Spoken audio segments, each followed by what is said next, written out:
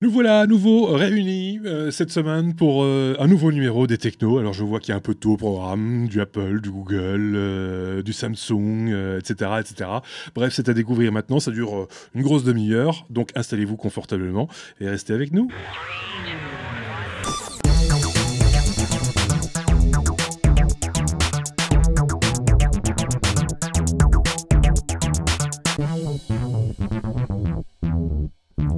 Une semaine n'est pas l'autre, c'était full complet. Dans le studio la semaine dernière, vous l'avez sans doute vu, ainsi que via Skype. Aujourd'hui, je suis seul en studio, mais mes petits camarades sont tout de même là. On a David avec nous via Skype. Bonjour David. Bonjour Marc. Et puis on a également Sébastien de l'autre côté. Bonjour Sébastien.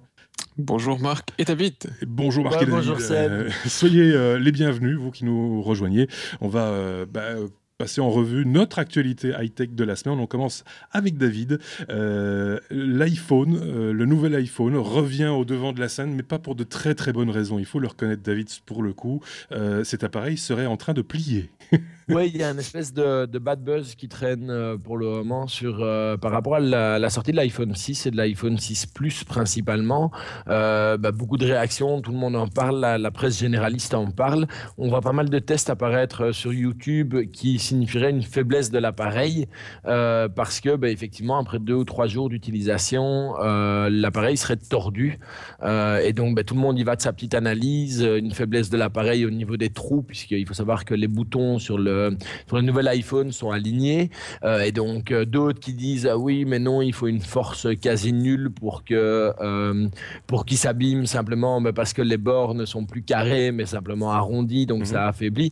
Et au final, il y en a un qui a vraiment été très très malin. C'est une société américaine qui s'appelle SquareTrade, qui est un assureur, qui a fait les tests de manière un peu plus scientifique. Ouais. Et qui a publié sa propre vidéo pour prouver simplement que l'iPhone 6 et l'iPhone 6 Plus étaient les deux téléphones les plus résistants de la gamme Apple depuis toutes générations d'iPhone confondues. Et ils ont été jusqu'à les comparer, je veux dire, avec des concurrents, comme le Galaxy Note 3, par exemple, de Samsung. Et ils sont parvenus à prouver très clairement que le Galaxy Note 3 cassait bien avant. Donc, on parle d'une petite dizaine de personnes qui auraient été confrontées à ce problème-là et uniquement aux États-Unis de manière incongrue, invoulue. Tous les autres ont simplement pris leur téléphone et l'ont plié devant leur webcam. S'ils ont 800 € à perdre, j'ai envie de dire c'est tant mieux pour eux. Voilà, a priori en Europe, il n'y a pas encore eu de retour aussi négatif. Donc c'est à voir. Maintenant, le service après-vente d'Apple a quand même communiqué un minimum. Voilà, en disant que clairement, il serait possible que la société remplace les téléphones défectueux après une inspection et à leur propre discrétion. C'est-à-dire que tous ceux qui s'imaginaient pouvoir le plier devant leur webcam et aller se faire rembourser chez Apple, eux vont devoir passer leur chemin. D'accord. Est-ce qu'on a des précisions? Est-ce que les deux modèles, le 6 et le 6 Plus, sont concernés par cette éventualité de pliage, on va dire? Ou est-ce que c'est plutôt le grand format, le 6 Plus? Non, c'est le grand format. C'est le 6 Plus qui est principalement concerné. J'ai pas vu, moi, de vidéo personnellement concernant le 6. Tout le monde joue avec le 6 Plus. C'est juste pour rappel le plus cher. Ouais. Et donc, pour les gens qui voudraient quand même avoir un iPhone 6 ou un 6 Plus et qui voudraient ne pas prendre de risques, il faut quand même pas oublier que Apple a, en tout cas pour les 2 premières années, un système qui s'appelle Apple Care, qui est facturé aux alentours des 80 € pour les iPhones et qui permet un remplacement complet de l'appareil en cas de choc, de défaut, même involontaire mais dû à l'utilisateur, avec une somme forfaitaire de 69 €. Donc ça peut être une solution aussi pour les gens qui veulent garder un iPhone mais qui ont peur de cette fragilité. Parce que c'est quand même, rappelons-le, un fameux investissement. On reste, c'est pas 1000 €. Voilà. On reste chez Apple avec Sébastien. Sébastien, l'autre bad buzz de la semaine, c'est cette mise à jour, la 8.0.1 de l'iOS. Oui, alors j'avais déjà râlé un peu la semaine dernière sur les premières impressions que j'avais eues en mettant la 8 sur plusieurs iPads. Le volume de données à transporter, entre autres. Le volume, effectivement, et quelques petits soucis de plantage. Alors j'avoue que j'ai continué à installer iOS 8 sur pas mal d'iPads pour raisons professionnelles. Et c'est vrai que j'ai pas mal de soucis. C'est des petits soucis mineurs, comme effectivement je peux plus rentrer dans mes réglages en repassant en étant passé sur une autre application, je dois les tuer et leur lancer. Des bugs que j'avais pas sur iOS iOS 7.1. Et d'autres personnes, alors là le problème est reconnu par Apple aujourd'hui, c'est qu'ils sont passés à la 8.0.1 et depuis qu'ils sont en 8.0.1, malheureusement sur leur téléphone ils ne peuvent plus se connecter au réseau cellulaire. Donc ce qui pose un petit problème sur un téléphone quand il ne peut plus te connecter. Donc ça transforme le téléphone en iPad en quelque sorte. Ou en cale-porte. Ou en cale-porte aussi. Ou en sous-boc. Vu qu'il ne plie pas, c'est un très bon cale-porte. Oui. Donc non, Apple est au courant du problème et un 8.0.2 va être proposé d'ici quelques jours pour corriger, on l'espère, le problème chez les personnes. Donc si vous avez un iPhone, évitez la mise à jour en 8.0.1 pour le moment. D'accord. Donc, de toute façon, je pense qu'elle a été retirée, me semble-t-il, David. Elle est plus disponible. Elle est plus disponible dans l'état. Et Apple s'est même fendu d'un système qui permettait de downgrader en 8.0. Oui, donc ce qui est rare quand même. C'est très rare. Les downgrades sont très très rares partout, mais alors chez Apple, c'est quasi inexistant, effectivement.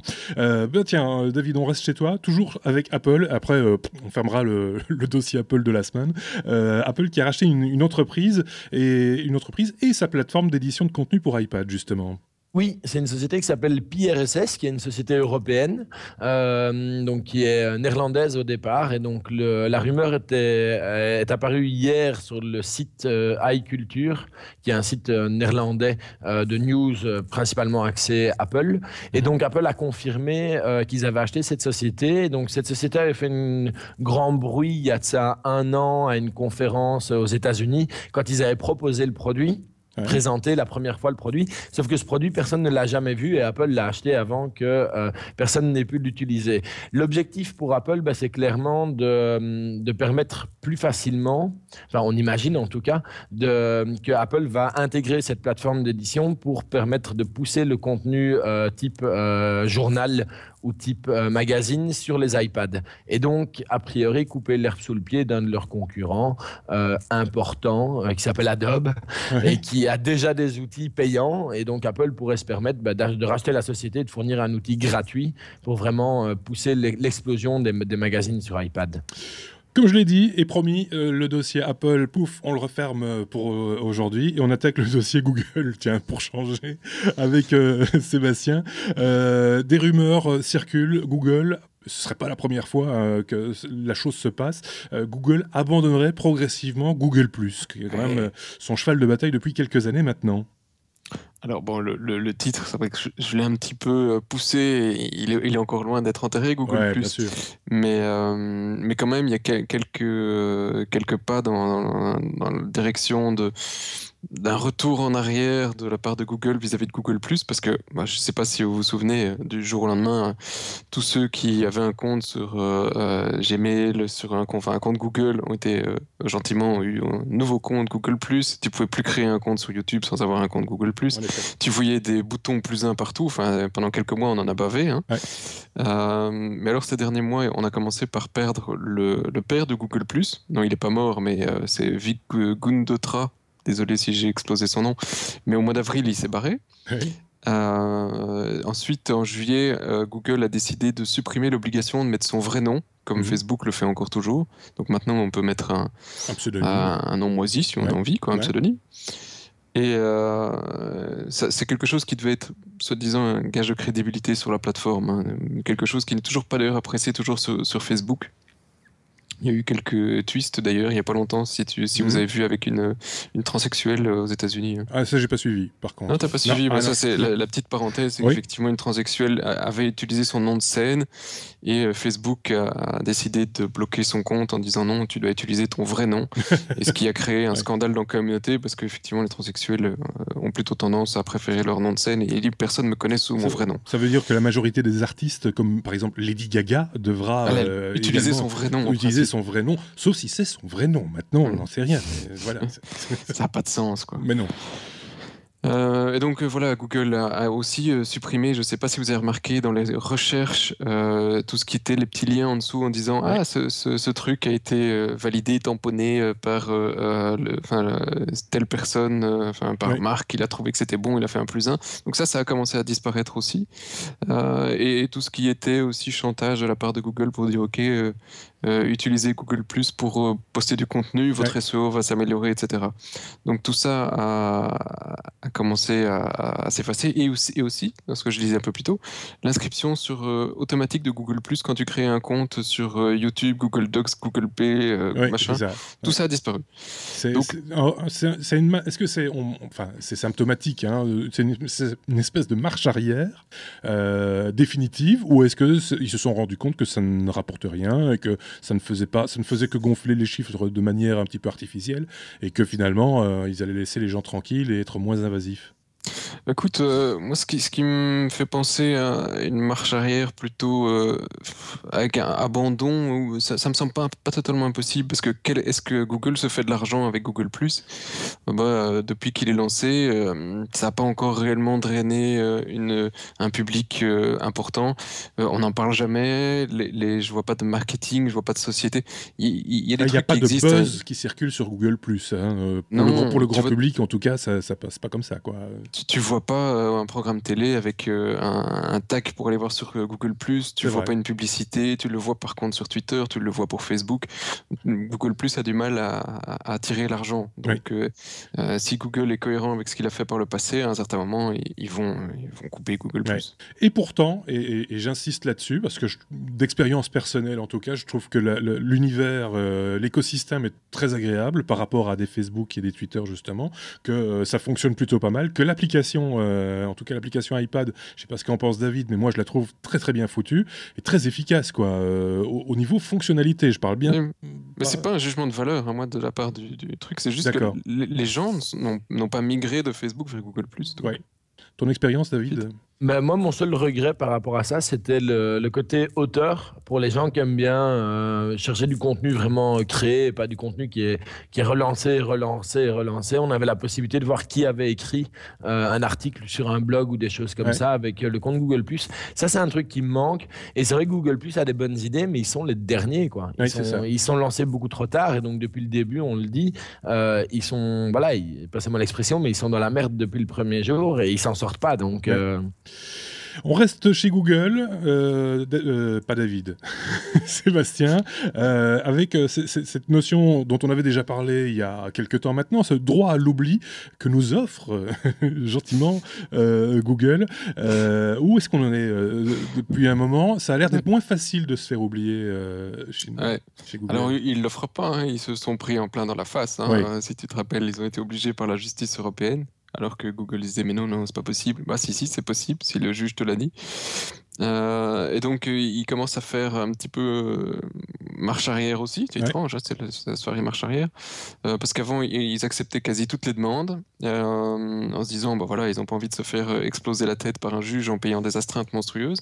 Alors maintenant ils commencent à refuser tout ce qui est demande de retrait quand ça n'est pas lié à ta vie privée, c'est-à-dire si c'est publié pour ta vie professionnelle, lié à ton boulot, si c'est toi qui l'as publié, etc. Ils se disent non là les gars, désolé pour vous, mais ça reste. Donc Google maintenant refuse de donner des statistiques depuis quelques semaines, mais les pourcentages étaient clairement à la baisse de l'acceptation de Google du droit à l'oubli. Ce qui est logique, hein, faut pas non plus pousser, quoi. Évidemment. Toute autre chose, et on va parler un peu matos. Ça fait longtemps qu'on n'a pas parlé matos avec David. On va parler de Meizu, le MX4, un smartphone 4G+, avec un capteur impressionnant au niveau photo. Oui, avec un capteur qui vient de chez Sony, qui est au fait le même capteur que dans le Sony Z3. Et en fait, ça va même plus loin que ça, puisque le MX4 de chez Meizu est une copie de tout ce que les grands fabricants font dans leur très haut de gamme, dans ce qu'on appelle les flagships.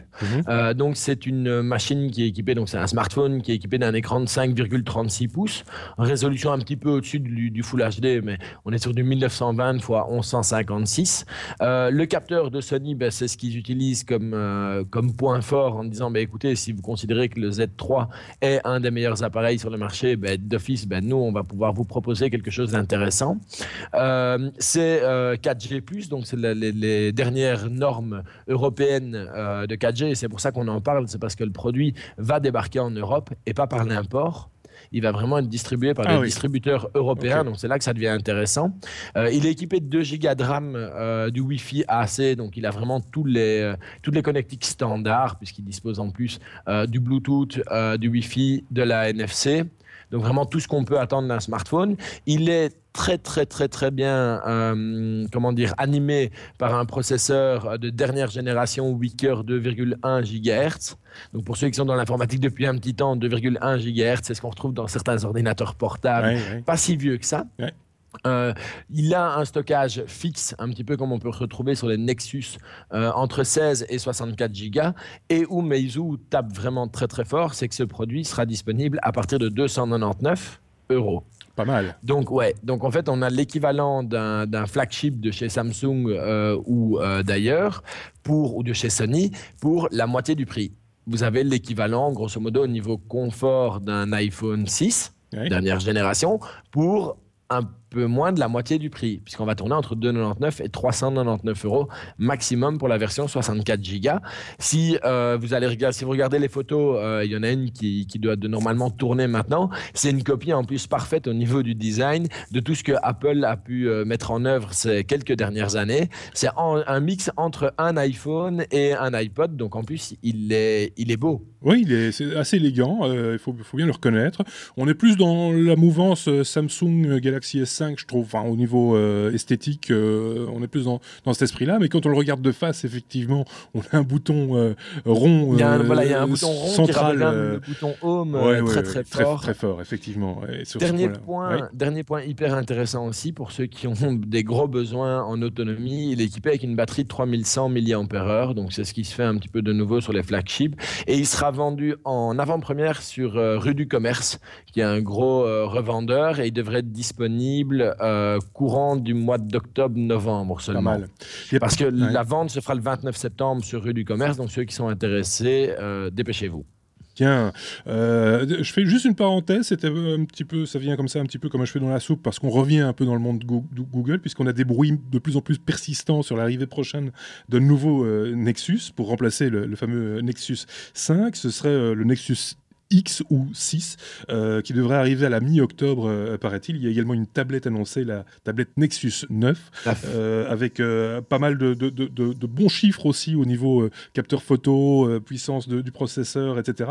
Le tout arriverait avec une nouvelle version d'Android, Android L, le nouvel OS donc de Google. Ça arrivera plutôt au mois de novembre. Donc un Nexus peut-être mi-octobre. Le prix, on l'a pas encore non plus, mais ce serait aux alentours des 400-450 € d'après les bruits qui persistent. De nouveau, ce sont que des suspicions. Hein. Il n'y a rien d'officiel là-dedans. Est-ce que ça arrivera chez nous? Sans doute via la page Google, via le Google Store ou le Play Store. Si c'est comme pour le Nexus 5, il faudra attendre un petit peu, et les prix se seront un petit peu supérieurs évidemment en Europe, parce que nous sommes européens. C'est comme ça. Les prix sont toujours un petit peu supérieurs chez nous. Allez savoir pourquoi. Sébastien. Je pense que on devrait avoir donc un Nexus 6 et 6 Plus. Et peut-être que plus aura des problèmes de pliage. On en reparle à la mi-octobre, si tu veux bien, il n'y a pas de souci. Qu'est-ce qu'on va aborder maintenant? On a parlé de Meizu.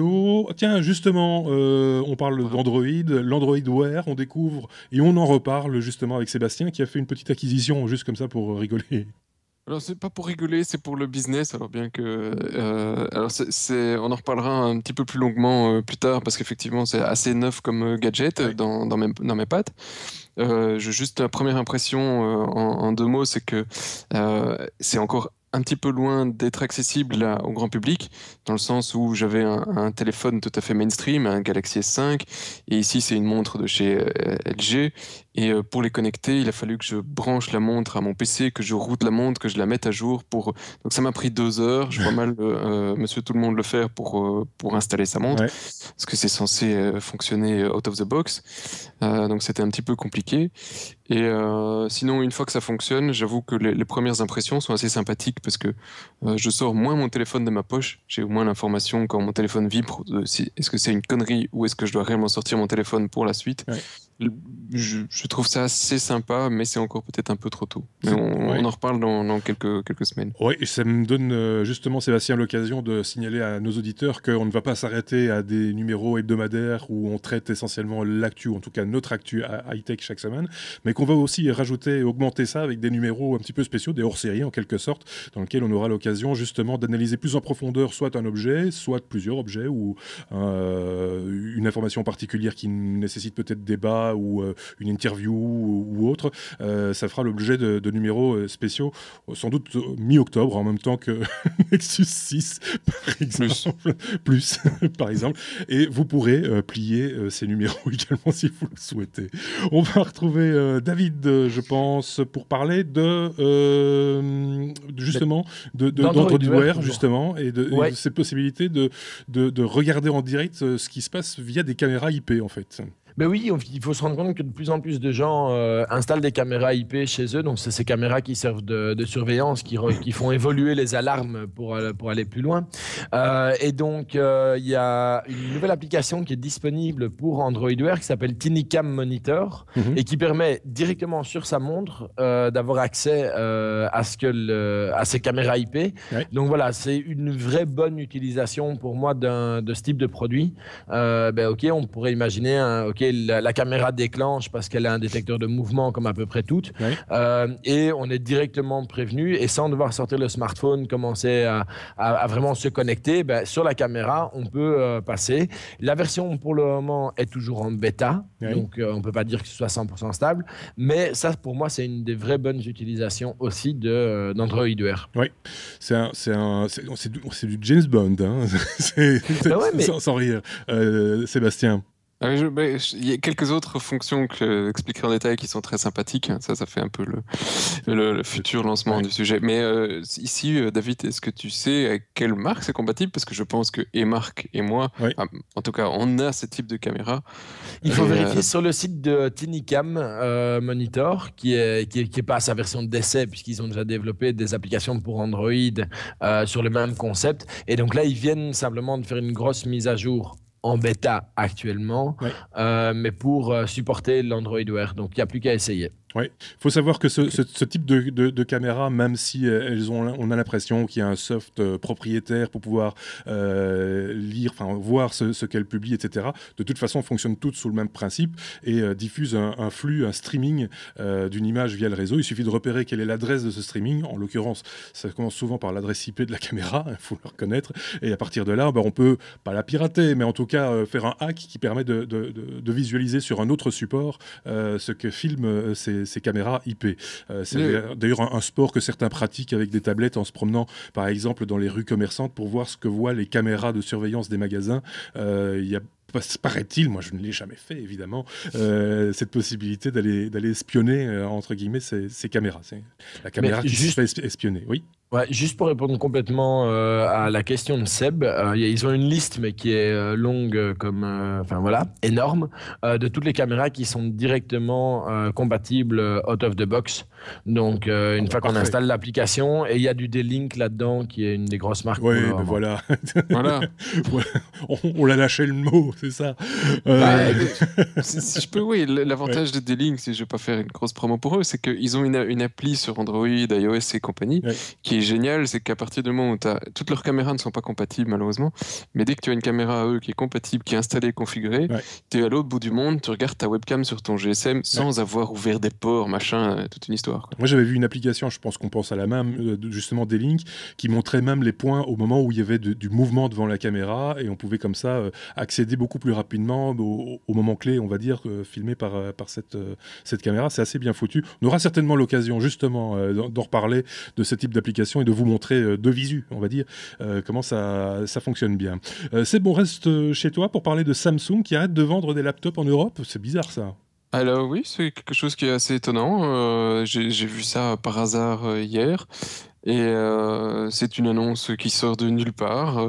C'est Tech3, mais c'est confirmé. Samsung arrêterait de vendre aussi bien laptop que Chromebook en Europe. Alors, tout simplement parce qu'ils considèrent que les ventes ne sont pas suffisantes. Donc voilà. ils arrêtent.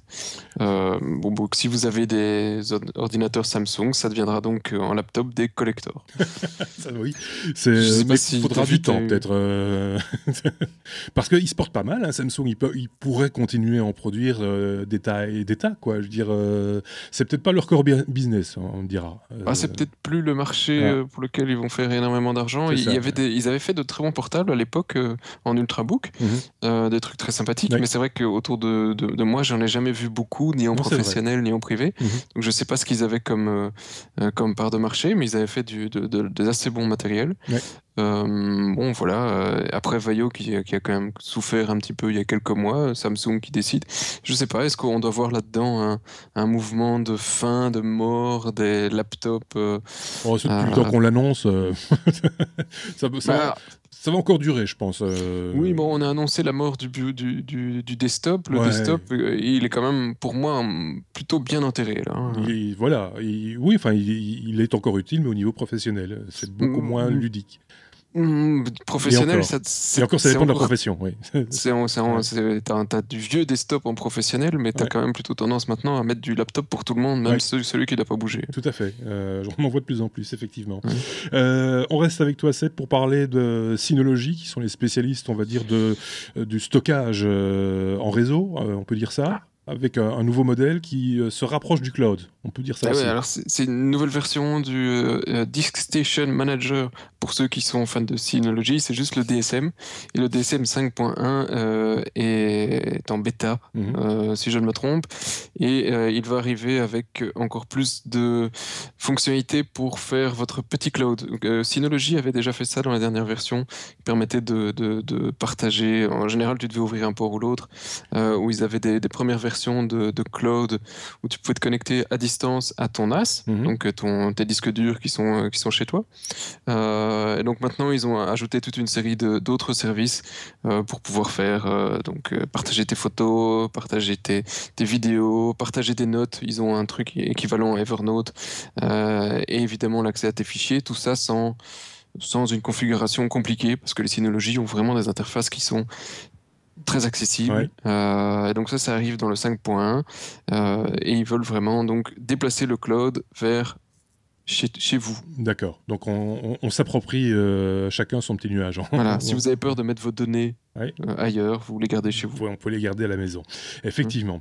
David, on va parler quelques instants de Photoshop et de Premiere Element 13 qui prennent l'utilisateur par la main, qui deviennent plus didactiques, c'est ça ?